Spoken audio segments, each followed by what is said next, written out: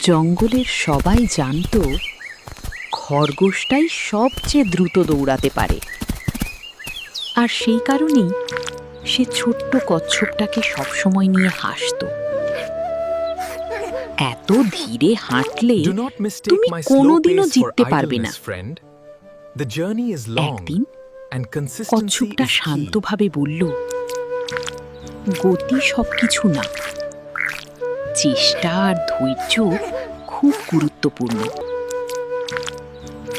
খরগোশটা হেসে বলল, তাহলে চলো দৌড় প্রতিযোগিতা হোক। পরদিন জঙ্গলের সব প্রাণীরা দৌড় দেখতে চলে এলো। দৌড় শুরু হতেই খরগোশটা খুব দ্রুত সামনে চলে গেল, আর ছোট্ট কচ্ছপটা ধীরে ধীরে হাঁটতে লাগলো।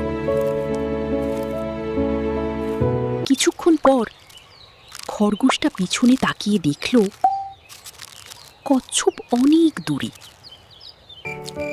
তাই সে ভাবল, একটু ঘুমিয়ে নিলেও সমস্যা নেই, আর গাছের নিচে ঘুমিয়ে পড়ল।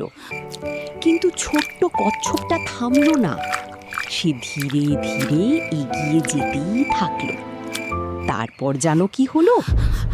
ঘুম ভেঙে খরগোশটা দৌড়াতে শুরু করলো, কিন্তু তখন অনেক দেরি হয়ে গেছে, কারণ ছোট্ট কচ্ছপটা ইতিমধ্যেই দৌড় জিতে গেছে। Trophy turtle! জঙ্গলের সবাই অবাক হয়ে গেল। সত্যি ছোট্ট বন্ধুরা, শুধু গতি না, ধৈর্য, পরিশ্রম আর চেষ্টা মানুষকে সফল করে।